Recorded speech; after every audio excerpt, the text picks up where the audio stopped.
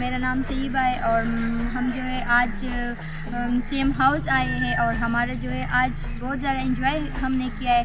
और जो है ना सीएम हाउस में जब हमारे लिए रोट खाने का वो किया था और इंतज़ाम किया था और बहुत अच्छा हमें लगा है। सीएम ने हमारे साथ बहुत ज़्यादा टाइम गुजारा है और बातें भी की है अच्छे और हमें बहुत खुशी है।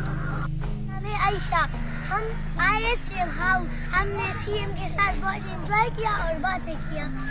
मेरा नाम आलिया है और हम आज सीएम हाउस आए।